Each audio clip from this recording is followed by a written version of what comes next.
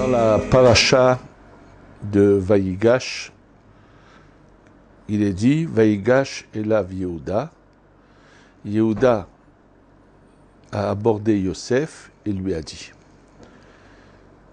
On est tellement habitué à lire les choses sans se poser de questions qu'on ne remarque pas des choses qui auraient pu nous surprendre. Quand nous savons que la Torah est une source de lumière divine, où chaque mot a une interprétation, chaque mot a un sens profond, alors si la Torah veut nous raconter uniquement les arguments qu'avait Yehuda par rapport à Yosef pour libérer son frère Binyamin, pourquoi la Torah avait-elle besoin de dire que, avant de lui parler, Vayigash et la Yehuda, Yehuda a abordé Yosef, est venu vers Yosef. Pourquoi fallait-il nous mentionner ce terme-là? En quoi c'est important de savoir si, quand il lui a parlé, est-ce qu'il l'a abordé? On aurait pu lui dire tout simplement, puisque la suite de ce qu'on vient d'arrêter, les frères de Yosef viennent d'être arrêtés par l'envoyé de Yosef, et ils sont accusés qu'il y en a un qui a volé le gobelet de Yosef, qui a été retrouvé dans les sacs de Binyamin. Ils reviennent tous. On aurait pu directement nous dire Vayomer Yehuda le Yosef, Yehuda a dit à Yosef, voilà les arguments. Quelle était l'importance de nous dire cette parole-là avant de nous faire entendre les arguments qu'a Yehuda vis-à-vis de Yosef, de dire ce terme Vayigash. Le Zohar, lui, nous interprète la compréhension de ce mot. Et là, le Zohar nous révèle quelque chose de très intéressant, puisqu'après que Yehuda donc va vers Yosef, l'aborde, après les arguments, c'est le dénouement, où Yosef tout d'un coup se met à leur dire « Je suis votre frère Yosef » et ainsi de suite. En fait, le Zohar nous dit que ce rapprochement de Yehuda vers Yosef, cette soumission de Yehuda vers Yosef, va emmener ce dénouement positif. Et il dit pour quelle raison, dit le Zohar? Il dit parce que lorsque le Yesod rencontre la Malchut, c'est le dénouement de tout.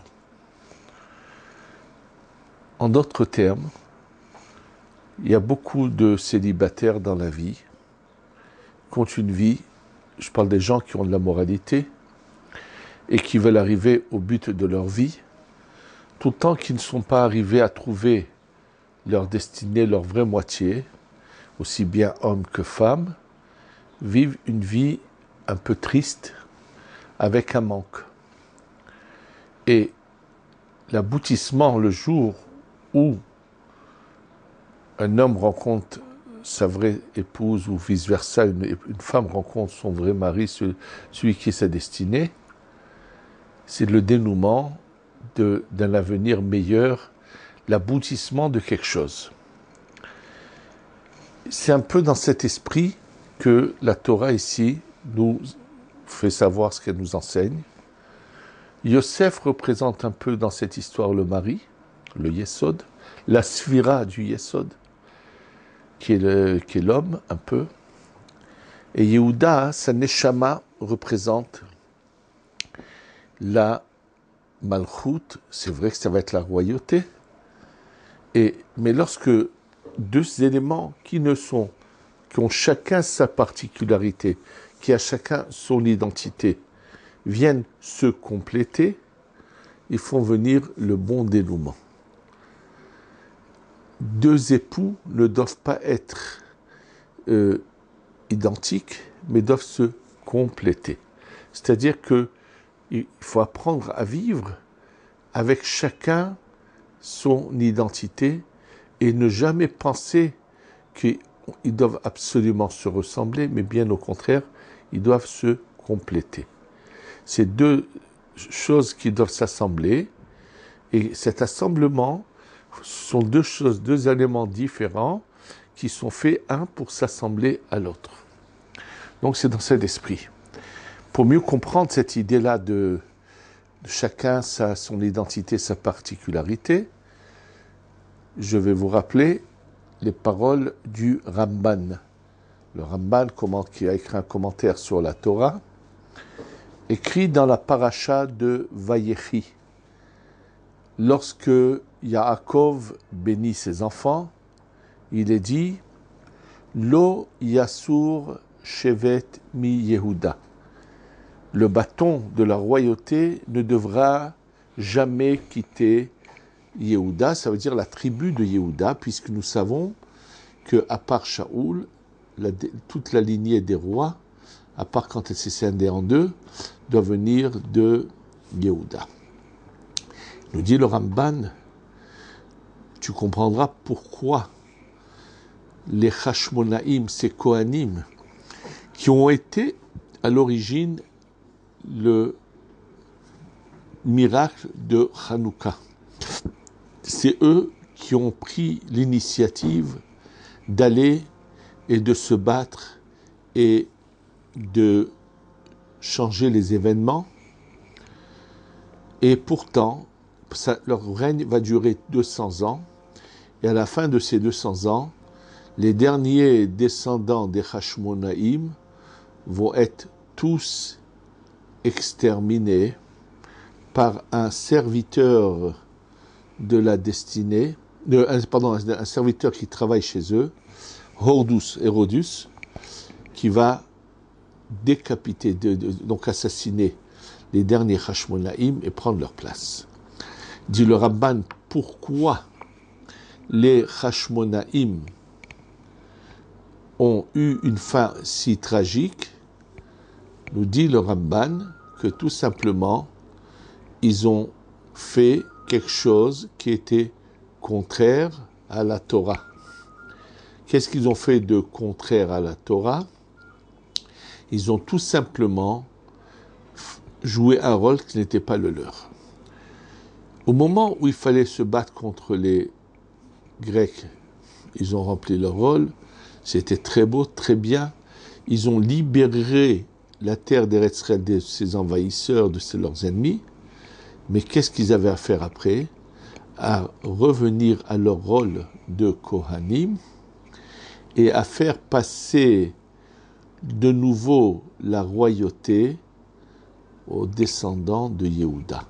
Ils n'avaient pas à s'approprier la royauté. Pourquoi? Parce que chacun doit faire le rôle qui lui est destiné du ciel. Personne ne doit prendre la place de l'autre. Personne ne doit penser que tout le monde doit lui ressembler. Chacun a sa particularité, chacun a son rôle, chacun a son côté personnel à lui. Et c'est cet ensemble du peuple d'Israël, avec chacun sa particularité, qui ensemble sont au service d'Hachem. Et pour bien comprendre cela, je vais aborder un sujet que, grâce à des personnes qui suivent régulièrement nos cours, m'a questionné juste hier. Et sa question était: comment se fait-il qu'il y a plusieurs opinions de halakha dans la Torah? Alors, pour comprendre ce sujet, qui est assez vaste, on va lire ensemble, je vais vous lire tout de suite le texte qui parle de cela dans le traité de Eruvin, page Daf Yud Gimel Amud Bet, donc page 13 au deuxième versant. Et là, on nous parle de deux choses. On nous parle d'abord de Rabbi Meir Baal Hanes. La Gemara dit la chose suivante. Amar Rav Aha bar Hanina. Nous enseigne Rav Aha, le fils de Hanina. Galouy veyadua. Lifnemi she'amar vehaya olam. C'est quelque chose de répandu et de connu devant celui qui a dit et a fait le monde, c'est devant Dieu. She'en bedoro shel Rabbi Meir kemoto. Il n'y avait pas dans la génération de Rabbi Meir quelqu'un qui pouvait l'égaler c'est-à-dire c'était le plus grand érudit, génie de sa génération. C'est-à-dire qu'après qu'il soit devenu ce qu'il est devenu, puisque son maître était Rabbi Akiva, mais après la mort de son maître, Rabbi Meir est le plus grand de sa génération.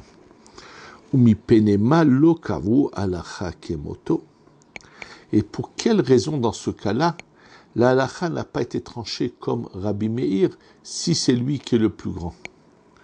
La Gemara de répond, de nous dire, Shelo yachlu chaverav la'amod al sof darto. Parce qu'on n'a jamais pu arriver à la profondeur de son esprit. Pourquoi? Sheu omer alta metahor umarelo panim. Parce que il dit sur quelque chose qui est impur, il va montrer qu'on pourrait trancher qu'il est pur, et il a des preuves à cela. Ou l'inverse, quelque chose qui est pur, il va le dire, il va dire non, c'est impur, et avoir des preuves. Alors, qu'est-ce que cela veut dire? On vient apparemment nous faire l'éloge de quelqu'un qui ferait de la gymnastique de l'esprit. C'est la question que pose tout de suite le Tosfot. Je dis, je ne comprends pas comment c'est possible une chose pareille. En fait, c'est pas du tout cela.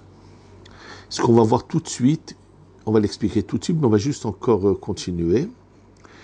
Et la Gemara donc parle de la grandeur de Rabbi Meir, et après qu'elle parle de sa grandeur, la Gemara continue dans le même esprit, et on voit que c'est un lien entre les deux, puisque la Gemara juste après ça dit quelque chose qui est semblable, pas avec Rabbi Meir, avec d'autres personnages, où on voit qu'il y a des opinions différentes. Ça va nous aider, ça va nous éclairer à comprendre ce que la Gemara nous disait au sujet de Rabbi Meir, qu'il peut voir différents aspects de la halakha. La Gemara continue, juste quelques lignes après, nous dit Amar Ravaba Amar Shmuel. Ravaba, au nom de Shmuel, nous dit Shalosh Shanim, pendant 3 ans, il y avait 2 opinions dans le peuple d'Israël, 2 lieux d'enseignement qui avaient des opinions différentes. C'était celle de Beth Shammai et Beth Hillel, la maison de Shammai et la maison de Hillel. Alolu omrim alacha kemotenu, le Beth Midrash de Shammai dit l'alacha est comme nous. Ve'alalu omrim alacha kemotenu, il y en a qui disent que l'alacha est comme eux. Donc, on a 2 opinions qui s'affrontent, qui ont des différences de halakha très nombreuses, et chacun est sûr que l'halakha est comme lui. Yatzta bat kol ve'amra, une voix du ciel est sortie, et bien sûr qu'a été entendue par les 2 Beth Midrash, et ça s'est répandu dans le peuple d'Israël. Elu va elu divrei Elohim Chaim hen. Aussi bien les paroles de Beth Shammai que les paroles de Beth Hillel sont des paroles divines, vivantes. Ça veut dire des choses authentiques. Aucun n'a prononcé une idée qui n'est pas juste, qui n'est pas de la Torah. Et pourtant, ve'alacha ke Beth Hillel. Et l'alacha est quand même comme Beth Hillel. Bon, la Gemara se dit, si les 2 ont des choses justes, alors pourquoi c'est Beth Hillel qui est comme eux? La Gemara explique la raison pour laquelle c'est eux dont la halakha a été choisie pour être comme eux. Après la venue du Mashiach, la halakha sera comme Beth Shammai. Qu'est-ce que cela veut dire? Ou l'un ou l'autre. Donc en fait, là on est devant exactement quelque chose de semblable à ce qu'on a vu au niveau de Rabbi Meir. On voit 2 opinions, celle de Beth Hillel et Beth Shammai, et il y a une voix du ciel qui dit attention, les 2 opinions sont des paroles divines, sont exactes, et la halakha comme Beth Hillel. Alors bien sûr, les commentateurs sur la Gemara, ce qu'ils ont reçu en transmission, nous expliquent, nous éclairent. En fait, nous savons que nous avons la Torah écrite mais qui ne peut pas être déchiffré et expliqué sans la Torah orale. Et la Torah orale, c'est ce que Moshe Rabbeinu a reçu pendant ces 40 jours qu'il est au ciel. Et ce qu'il faut savoir, c'est que Moshe Rabbeinu n'a pas reçu un livre de loi précise. Dans tel cas, c'est comme ça, dans tel cas, c'est comme ça. Mais dans chaque sujet, il a reçu différentes opinions. Et Akadosh Baruch Hu lui dit, moi, je vais là-haut décréter en fonction de ce qui sera décrété en bas. C'est-à-dire que la Torah n'a pas qu'une opinion, qu'une idée, mais elle a été donnée avec un éventail d'opinions. Attention, il peut y avoir des fois une erreur. Par exemple, deux élèves qui ont étudié chez le même Rav et un vient nous dire le Rav a dit telle chose et l'autre dit non, le Rav a dit telle chose. Donc il est évident qu'il y en a un qui n'a pas entendu de manière claire et compris ce que son Rav a dit. Ça, c'est des cas où il peut y avoir des erreurs. Je vais vous donner un exemple bien plus tard après la Gemara. Un des Rishonim qui s'appelle le Rosh, Rabbeinu Asher, dans des halachot qui concernent le mikvé, il écrit quelque part quelque chose et quelque part d'autre, il écrit quelque chose qui a l'air d'être une contradiction. Son propre fils, le Tour, a cru que son père avait changé d'opinion au courant de sa vie. Et vient Rabbi Yosef Karo, l'auteur du Shulchan Aruch, il dit non, il n'a jamais changé d'opinion. En fait, c'est juste dans les termes qu'on pourrait se tromper, et il les explique de manière claire. Alors, c'est évident que, par exemple, dans ce cas précis, et ensuite, le Rabbi Yosef Karo avait un ange qui se révélait à lui, qui lui vient, qui lui dit, tu sais, le Rosh était très content là-haut dans le ciel de ce que tu as dit, c'est toi qui as raison, c'est toi qui as compris la profondeur de ces paroles. Donc, je vous donne encore un autre exemple encore. Le Rambam, quand il parle dans Shabbat, que des halachot de Kiddush, il mentionne le Kiddush du vendredi soir, le Kiddush du samedi matin, et lorsqu'il parle de la Seudah Shtishit, il parle des plaisirs du Shabbat, il parle de boire un peu de vin pendant la Seudah Shtishit. Les Yéménites ainsi que le Tour ont compris que le Rambam parlait d'un troisième Kiddush. C'est la raison pour laquelle les Yéménites avaient la coutume de faire un Kiddush à Seudah Shtishit. Et qui sait qu'il prouve qu'il y a eu une erreur d'interprétation dans le Rambam, de nouveau Rabbi Yosef Karo, qui dit mais non, dans la halachot de Kiddush, le Rambam n'a parlé que du Kiddush du vendredi soir et du samedi matin. Dans les halachot de plaisir de Shabbat, quand il a parlé de boire du vin, il a parlé que pendant le repas, prendre un peu de vin et faire la bracha de Boré Péri Geffen dessus. Et d'ailleurs, c'est ce que dit également le Harizal. Et donc ça, c'était une fausse interprétation. Dans ces cas-là, on ne va pas dire ces paroles et celles-là sont justes, il y en a un qui s'est trompé. Ou lorsque, par exemple, depuis 400-500 ans, on l'appelle Acharonim, il leur arrive de mentionner des fois quelque chose, et ne sachant pas que ce qu'ils disent contredit un endroit explicite dans les Rishonim qu'ils n'ont pas vu, alors bien sûr, c'est une erreur. C'est-à-dire qu'il peut y avoir eu des erreurs à partir des Acharonim.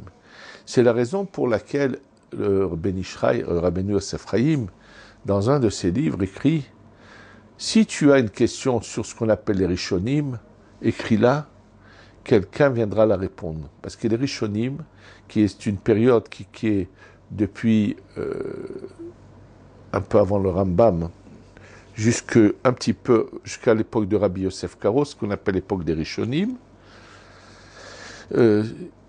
quand ils s'écrivaient quelque chose, ils avaient bien approfondi, et même si on voit des différentes opinions, c'est que tout simplement, un avait penché pour une telle opinion qui figure dans la Gemara, dans le Talmud, et un avait plutôt délibéré comme la deuxième opinion. Par contre, il dit, chez les Acharonim, tu peux souvent trouver des erreurs. Il arrivait d'écrire des choses parce qu'ils avaient oublié certains éléments ou pour toute autre sorte de raison. Et c'est la raison pour laquelle souvent des choses sont réécrites aujourd'hui ou à toutes les époques où on essaie maintenant. Même dans notre époque, c'est-à-dire il n'y a pas un Acharon qui n'a jamais pu commettre d'erreur. C'est évident. Et donc, en fait, comme je vous l'ai dit, on va maintenant expliquer ce qui est marqué ici, un éventail d'opinions. Pourquoi on nous laisse cette possibilité de trancher en bas? Parce que tout simplement, actuellement, nous allons selon Beth Hillel. L'étape suivante de notre service de Dieu, quand on va aller après la venue du Mashiach, on monte d'un cran. On est donc on a une autre identité, une autre atmosphère de Torah, d'application, qui va nous emmener à un niveau qui est au-dessus, qui est celui de Beth Shammai. C'est-à-dire que tout simplement, la Torah comporte en elle tous les niveaux, et par rapport à un certain niveau, la halakha sera comme ça, par rapport à un niveau au-dessus, la Torah sera différente. Mais ça veut dire, elle ne change pas. C'est simplement comment la lumière divine, dans quel vêtement elle se met, par rapport à quel emplacement cette lumière descend de niveau en niveau. Et donc, pourquoi c'est comme ça? C'est parce que, tel que Hachem a fait les choses, c'est pour que chacun ait un rôle à accomplir. Simplement, il faut faire très attention de ne jamais dévier, de rester fidèle à l'enseignement sans le moindre changement. Il est faux de penser que pour telle ou telle condition, on pourrait se permettre de changer ou d'adapter certaines lois de la Torah. Rien ne peut jamais changer. Il y a différentes opinions dans le chasse. Ensuite, il y a eu la manière dont ça a été tranché par différents Rishonim. Et après, nous sommes arrivés au Shulchan Aruch, où il y a de nouveau deux opinions, celle de Rabbi Yosef Karo, celle du Rama. Il y a également l'opinion de la Kabbalah. Et ça ne veut pas dire que tout le monde doit uniquement aller selon la Kabbalah. Pas du tout. Ceux qui n'ont pas accès à cela doivent suivre le Shulchan Aruch. Mais ce qu'il ne faut surtout pas, qu'on s'amuse. Quand ça nous convient, on fait comme ça. Quand ça nous convient, on fait comme ça. Il ne faut pas déformer. Maintenant, ça c'est évident, mais en plus, il est formellement interdit de changer la moindre halakha du Shulchan Aruch en disant il faut adapter le Shulchan Aruch à notre époque. C'est faux. Ça, pas du tout. Et je voudrais pour cela vous raconter quelque chose qui vient d'être révélé en Eretz Israël par le Rav Walder. Le Rav Walder est quelqu'un qui était dans l'enseignement et qui a une émission, je crois une fois par semaine. C'est quelqu'un qui l'a entendu, qui m'a raconté dans les détails, j'ai vérifié, c'est quelque chose d'exact. Il demande chaque semaine à ce que des gens qui ont vécu un événement particulier le lui envoient, il le raconte pour, bien sûr, l'enseignement positif que cette histoire pourrait apporter. Et tout récemment, il a, pas très longtemps, raconté une histoire qui vient seulement d'être racontée par celui qui l'a vécu. De quoi s'agit-il? Je pense que la plupart du grand public connaissent quelqu'un qui a laissé ses traces dans la musique juive, dans la chanson juive. C'était le chanteur Shlomo Carlebach. Je peux vous dire que moi, dans mon enfance, lorsque j'étais élève à Lucien de Hirsch, à l'époque où monsieur et madame Picard étaient les directeurs de Lucien de Hirsch, nous étions au réfectoire à midi, à 1h donc, et tout d'un coup, monsieur Picard, Zichrono Livracha, le directeur à l'époque de Lucien de Hirsch, avant qu'il devienne directeur de Yavne, quand il s'occupait uniquement de Lucien de Hirsch avec son épouse, nous annonce que quelqu'un va venir chanter devant nous. Et là, quelqu'un arrive avec une belle barbe, chemise blanche, pantalon noir, s'est mis à chanter avec un élan en sautant et avec sa guitare. C'était le Rav Shlomo Carlebach. En fait, son père était le Rav, je crois, de Francfort, une des villes en Allemagne, qui se retrouvent aux États-Unis. Il a eu un cursus normal à la yeshiva, et il a étudié à l'écoute chez Rav Aaron Kotler.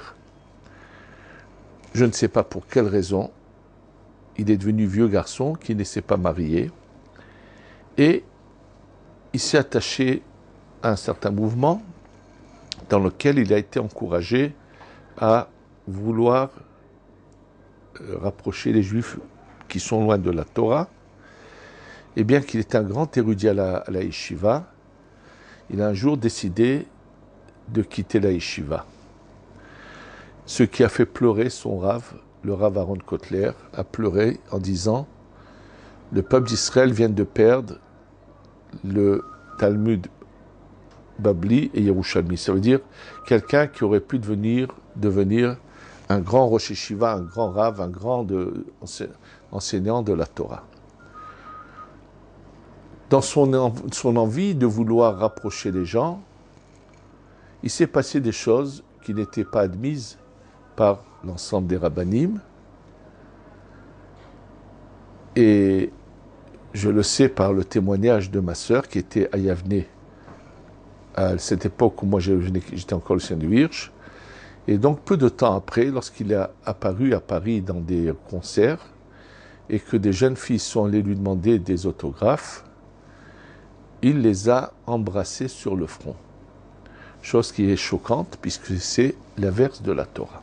Bref, il a eu une vie comme il l'a eu, et voilà qu'à l'âge de 67 ans, il était à New York dans un grand hôtel où il y avait un rassemblement, je ne sais pas de quoi, devant des Juifs. Est-ce qu'il a chanté? Je ne connais pas tous les détails de la chose, mais à ce rassemblement se trouvaient deux amis. Et après ce rassemblement, je pense qu'il a dû chanter en public ou quoi, il est venu serrer la main des gens présents, et lorsqu'il arrivait devant ses deux amis, il a donc serré la main à un, et quand il a tendu la main à l'autre, l'autre ne lui a pas tendu la main. Alors l'ami lui dit à son ami, mais il te tend la main? Il dit, je suis désolé, je ne tends pas la main à un fauteur. Alors bien sûr, Rav Shlomo Carlebach est un peu ébranlé. Je pense qu'il s'était déjà beaucoup remis en question les dernières années de sa vie. Il lui dit, tu dis que je suis un fauteur, pourquoi? Il lui dit, mais parce que tu as fait des choses qui sont contraires au Shulchan Aruch. Il a dit, je suis rentré dans la boue pour aller chercher des Juifs et les ramener à la Torah. Il lui a dit, peut-être, mais qui t'a dit que tu devais le faire? Tu n'avais pas le droit de rentrer dans la boue. Rien, la fin ne justifie pas les moyens, et tu n'aurais jamais dû faire cela. Il n'y a aucune tolérance de transgresser la moindre halakha de la Torah. Et il lui a dit, tu as raison. Et qu'est-ce que je devrais faire pour réparer et que j'aurai ce plaisir de te serrer la main parce que tu m'as dit quelque chose qui est vrai? Il lui a dit, tu sais, tu connais toi-même, tu as beaucoup étudié. Le Rambam dit que la Teshuvah, c'est le repentir, le vidouille. Il lui dit, alors je vais le faire tout de suite en public. et il s'est mis devant tout le public à réciter, je pense que c'est avec des larmes, la manière dont est récité le repentir à Yom Kippour dans les Minyan Ashkenaz. Et il a récité tout le vidouille, tout ce repentir. Et donc après, il l'a dit vraiment sincèrement, où il a exprimé son regret d'avoir dévié avec une bonne intention, mais c'était quand même faux. Et une fois qu'il a fait ce vidouille, ils se sont serrés la main, et je pense que ça lui a fait énormément remué. Et en quittant l'hôtel, il est parti à l'aéroport. Il devait voyager, et dès que l'avion décollait, c'est pour ceux qui s'en souviennent, il a eu une attaque cardiaque. Dès que l'avion décollait, il a quitté ce monde à l'âge de 67 ans. Et il a eu le mérite qu'on lui ait donné la chance au ciel de faire un vidouille, un repentir sur les erreurs qu'il a commises. Il n'y a que Dieu qui sait pourquoi. Nous n'avons jamais le droit de juger qui que ce soit, bien au contraire. Il a eu un grand mérite. Certainement qu'on a vu au ciel que, pour des raisons que nous ne connaissons pas, il aurait été mal influencé, il a reçu peut-être, je ne sais pas ce qui s'est passé, quoi qu'il en soit. Quand on parle de différentes opinions, c'est la Torah l'a voulu. Pourquoi? Parce que, de la même manière qu'il y a un Yosef qui est le Yesod, il y a un Yehuda qui est la Malchut, il y a les Kohanim qui ont leur rôle. Chacun a un rôle et a un but pour lequel il est sur terre. Et à chacun s'appliquera simplement. On ne peut pas s'amuser une fois, on va dire, on va faire une fois comme le Rambam, une fois comme le Rashba, une fois on va être Ashkenaz, une fois Séfarade, une fois... Non, on doit prendre une marche à suivre. Maintenant, il est possible que dans notre époque, quel que soit le niveau d'un rave, quel qu'il soit le rave, il peut se passer que dans une interprétation, il a commis une erreur. Et tout rave qui se respecte revient sur ses paroles si on lui prouve que quand il a écrit quelque chose, il y a eu une erreur d'interprétation. Et c'est le cas de la plupart des rabbanim, bien sûr, qui, si on leur prouve, sont prêts à dire « je me suis trompé et j'ai mal interprété les choses ». Mais les opinions mentionnées dans la Gemara sont toutes exactes. Et nous sommes là pour nous compléter et ne jamais vouloir penser que tout le monde doit se ressembler. La Torah est faite comme ça, c'est ça le désir de Dieu. Et on le voit dans cette paracha. Qu'est-ce qu'est l'aboutissement profitable? C'est cette rencontre de deux éléments, de deux identités qui ne se ressemblent pas, celle de Yosef et celle de Juda, et qui donne un bon aboutissement. Et c'est ça ce que dit le Zohar en disant, quand le Yesod de la Malchut se rencontre, voilà, l'aboutissement est positif. Ce qu'il faut surtout faire très attention, d'être honnête, d'être droit, de ne jamais se permettre de changer quoi que ce soit et de ne jamais trancher avec les sensibilités du cœur. Comme c'est un cas récent que je viens d'entendre, qui m'a énormément choqué. Et je vais vous dire de quoi il s'agit. C'est qu'un jour, j'ai eu l'occasion de parler. J'avais entendu déjà de quelqu'un qui se permet de faire des halachot à sa guise, qui avait permis à une femme qui attendait un enfant avec problème d'avorter. Et ça m'avait énormément choqué parce que je savais que ce n'était pas l'opinion de la Torah. Et ça fait pas mal d'années de cela. Comme j'étais dans le voisinage de l'actuel grand rabbin d'Israël, le Rav Yitzhak Yosef, donc je l'ai rencontré, je lui ai parlé, on était très proches, et il m'a dit, il n'y a aucune tolérance. Et il m'a dit, je vais te raconter ce qui s'est passé avec mon père, donc il parlait de Rav Ovadia Yosef Zechot Tzadik Livracha, et il m'a dit qu'un jour, la petite fille du maître de Rav Ovadia Yosef, le maître de Rav Ovadia Yosef, c'était le Rav Ezra Atiya. Sa petite fille était en grossesse et les médecins avaient vu qu'elle allait donner naissance à un enfant qui, de toute façon, ne vivrait pas longtemps, qui avait un gros problème. et elle voulait plutôt avorter. Et il leur a dit, le Rav Zaratia, allez demander au Rav Ovadia Yosef. Après une longue recherche, il est arrivé à la conclusion qu'il est formellement interdit de mettre un terme à une grossesse, d'avorter. La seule tolérance, c'est quand la mère est en danger.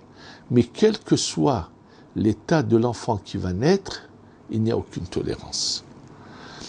Malheureusement, j'ai entendu tout récemment un cas en France de personnes qui ont eu un enfant qui a un problème génétique, qui, d'après les médecins, il sera handicapé à l'âge de 10 ans, il est tout jeune encore, et qu'il ne dépassera pas l'âge de 20 ans.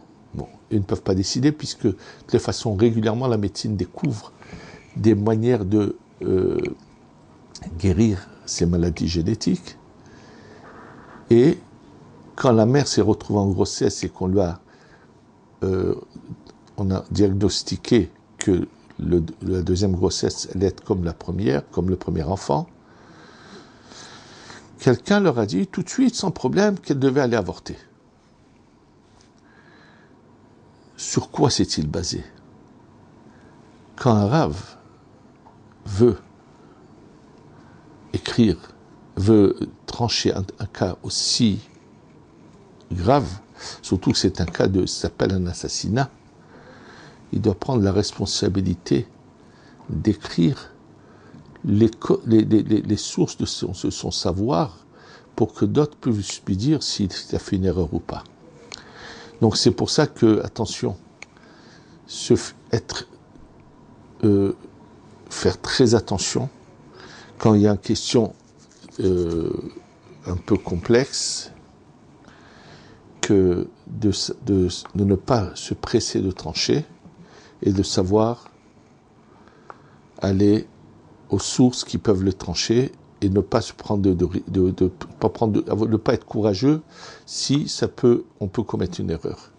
Et je voudrais par là l'occasion louer ce grand homme qui était en France, Dayan, le Rav Revivo, Zecher Tzadik Vekadosh Veracha, que lorsqu'une fois il y a eu un problème assez épineux d'une enfant de Nice sur laquelle il y avait des doutes, est-ce qu'elle est mamzeret ou pas, et quand on m'a fait part de cela, d'abord, comme le cas se posait en France, j'ai parlé avec le Rav Revuvo, Zichrono Livracha, qu'il repose en paix, ce grand homme. Il m'a dit, c'est quelque chose qui est trop lourd pour mes épaules. Adresse ce problème à plus grand que moi en Eretz Israël. Ça a été sa réponse. Finalement, le problème a été posé ici en Eretz Israël.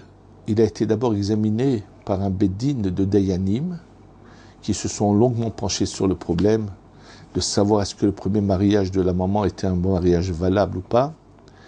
Et ensuite, le problème a été soumis au grand rabbin de Jérusalem de l'époque, Rabbi Shalom Messas Zecher Tzadik Livracha, qui m'avait convoqué pour entendre de ma bouche ce que je savais sur l'histoire en question. Et une fois que lui s'est penché là-dessus, lui, avec le Rav Ovadia Yosef, ont été les deux, après avoir approfondi ce problème, à donner leur réponse.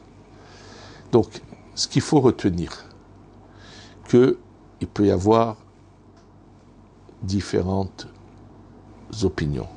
Il y a des fois où c'est une erreur.